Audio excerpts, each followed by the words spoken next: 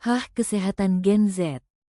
Yang pertama kita akan membahas sejarah komunikasi. Bagaimana sih sejarah dari komunikasi?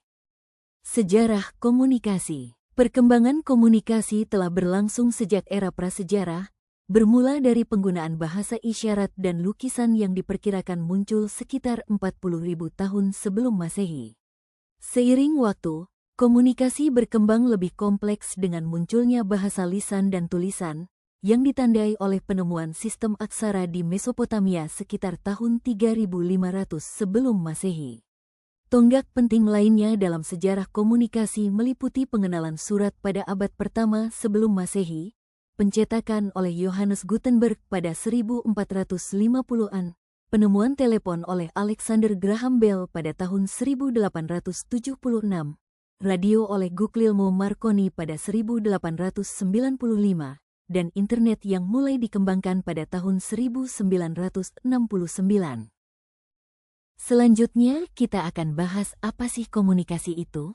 Komunikasi adalah proses pertukaran informasi antara individu atau kelompok, melibatkan penyampaian pesan dari satu pihak ke pihak lain. Tujuan komunikasi. 1. Untuk menyampaikan informasi, yaitu komunikasi dilakukan agar orang lain mengetahui sesuatu. Tujuan ini berkaitan dengan penyampaian fakta, data, atau pengetahuan. 2. Untuk membujuk atau mempengaruhi, yaitu komunikasi bertujuan untuk mengubah sikap, pendapat, atau perilaku orang lain agar sesuai dengan keinginan komunikator. 3. Untuk membentuk pendapat, yaitu komunikasi dapat digunakan untuk membentuk pandangan atau opini publik terhadap suatu isu atau peristiwa. 4. Untuk hiburan, yaitu komunikasi juga bisa bertujuan menghibur audiens, seperti dalam media hiburan atau pertunjukan. 5. Untuk hubungan sosial, yaitu komunikasi berperan dalam membangun dan memelihara hubungan antar individu maupun kelompok dalam masyarakat. Komunikasi terbagi menjadi dua, bisa secara lisan, yaitu bisa berkomunikasi langsung dengan lawan bicara kita. Dan ada komunikasi nonverbal yang dapat berkomunikasi melalui email, surat menyurat, dan SMS. Metode-metode komunikasi. 1. Komunikasi intrapribadi, yaitu bentuk komunikasi yang berlangsung secara batiniah, melibatkan aktivitas berpikir, refleksi, serta penilaian terhadap diri sendiri. 2. Komunikasi interpersonal, yaitu komunikasi antara dua orang atau lebih yang memiliki hubungan pribadi, seperti teman, keluarga, atau rekan kerja. 3. Komunikasi kelompok, yaitu proses komunikasi antara sekelompok orang yang memiliki tujuan bersama, seperti tim kerja, kelompok diskusi, atau organisasi. 4. Komunikasi massa, yaitu proses komunikasi yang melibatkan penyampaian informasi kepada khalayak luas melalui media massa, seperti televisi, radio, atau surat kabar. 5. Komunikasi publik, yaitu proses komunikasi yang melibatkan penyampaian informasi kepada khalayak luas, dengan tujuan mempengaruhi opini atau perilaku masyarakat. Komponen komunikasi. Komponen komunikasi. Yang pertama, komunikator, yaitu bertanggung jawab untuk merumuskan dan mengirimkan pesan kepada komunikan. Kedua, pesan yaitu berupa lisan, tulisan, simbol, atau gerak tubuh. Ketiga, media atau saluran, yaitu saran yang digunakan untuk menyampaikan pesan, seperti suara, surat, telepon, media sosial. Keempat, komunikan, yaitu menafsirkan dan memberikan respons terhadap pesan yang diterima. Kelima, efek atau dampak yang diterima dari komunikasi bisa berupa perubahan pengetahuan, sikap, atau tindakan. Kinan umpan balik dari komunikan terhadap pesan yang telah diterima. Komunikasi efektif dokter gigi pada pasien sangat penting dilakukan selama perawatan. Kunci utama dalam komunikasi efektif antara dokter gigi dengan pasien adalah terjadinya persamaan persepsi antara dokter gigi dengan pasien. Hal penting yang harus diperhatikan oleh dokter dalam penyampaian informasi kepada pasien selama perawatan menggunakan bahasa yang digunakan oleh dokter gigi harus mudah dipahami dan sesuai dengan harapan pasien.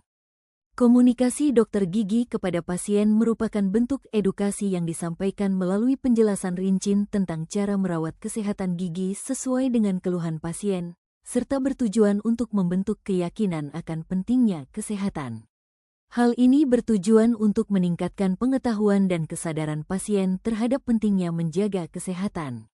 Dengan komunikasi yang disampaikan oleh dokter komunikasi menggunakan interpretik metode dapat menciptakan komunikasi yang mudah dimengerti oleh pasien. Peran komunikasi efektif. Pertama, meningkatkan keberhasilan diagnosis. Kedua, meningkatkan kepercayaan diri pasien. Ketiga, menghindari terjadinya malpraktik. Keempat, meningkatkan kepercayaan pada dokter. Kelima, meningkatkan kepuasan pelayanan medis. Permasalahan komunikasi antara dokter gigi dan pasien.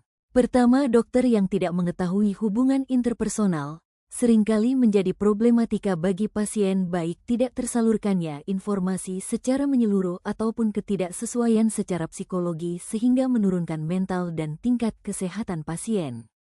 Kedua, keterbatasan waktu konsultasi. Ketiga, penggunaan istilah medis yang sulit dipahami. Dan terakhir, keterbatasan teori dan model komunikasi. Etikat dalam berbicara. 1. Berbicara dengan jelas dan tepat. 2. Berbicara dengan tutur kata yang lembut. 3. Memperhatikan keadaan lawan bicara. 4. Mendengarkan ketika lawan berbicara.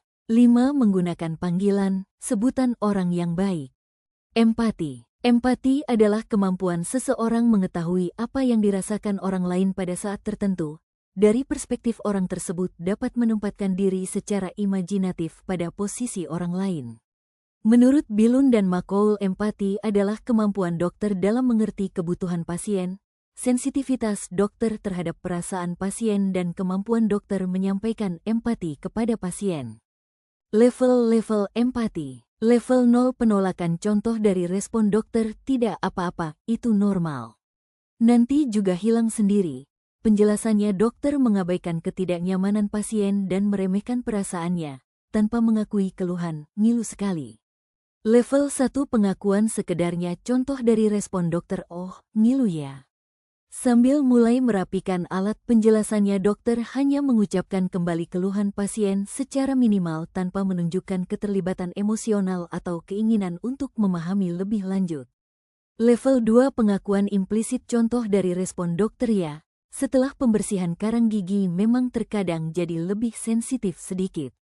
Penjelasannya, dokter mengakui fakta umum tentang sensitivitas setelah pembersihan, tetapi tidak secara langsung membahas keluhan, ngilu sekali, atau ketidaknyamanan yang spesifik pada pasien tersebut. Level 3 pengakuan, contoh dari respon dokter, saya dengar Anda merasa sangat ngilu dan tidak nyaman dengan gigi Anda setelah pembersihan. Penjelasannya, dokter mengakui secara langsung keluhan utama pasien, ngilu sekali, dan tidak nyaman, menunjukkan bahwa ia mendengar dan mencatat perasaan tersebut. Level 4 pengakuan dengan tindak lanjut, contoh dari respon dokter, Aya mengerti kalau Anda merasa sangat ngilu dan tidak nyaman. Bisakah Anda jelaskan lebih lanjut, ngilunya di area mana atau seberapa parah skalanya dari 1 sampai 10? Penjelasannya, dokter mengakui keluhan dan kemudian menindaklanjutinya dengan pertanyaan spesifik untuk mendapatkan informasi lebih detail, menunjukkan keinginan untuk membantu. Level 5 konfirmasi, contoh dari respon dokter, wajar sekali kalau gigi Anda ngilu setelah pembersihan karang gigi yang dalam. Memang kadang ada pasien yang merasakan hal ini karena akar gigi sedikit terekspos. Penjelasannya, dokter memvalidasi perasaan pasien dengan menormalkan pengalaman ngilu tersebut sebagai respons yang dapat dimengerti dan umum terjadi dalam konteks prosedur yang baru saja dilakukan.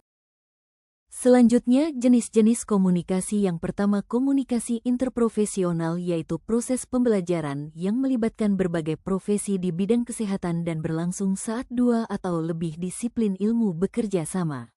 Contohnya adalah diskusi antara dokter gigi dan dokter THT mengenai kasus sinusitis yang disebabkan oleh masalah pada gigi. Kedua, komunikasi intraprofesional, yaitu komunikasi dengan pasien secara efektif untuk memastikan bahwa pasien memahami diagnosis, perawatan, dan instruksi yang diberikan. Macam-macam barier komunikasi. 1. Barier fisik, yaitu kesulitan dalam memahami informasi dapat terjadi pada pasien yang mengalami gangguan pendengaran atau penglihatan. 2. Barier psikologis. Pertama, kecemasan atau rasa takut yang dirasakan dapat menghambat kemampuan individu dalam memahami informasi, dan kedua, stres atau depresi dapat menjadi faktor penghambat dalam proses pemahaman informasi oleh individu. 3. Barier lingkungan, yaitu kebisingan, dapat membuat pasien sulit memahami informasi. 4. Barier budaya. Pertama, perbedaan budaya dapat membuat pasien memiliki persepsi yang berbeda tentang kesehatan dan perawatan. Bahasa dan istilah yang tidak familiar bagi pasien atau dokter.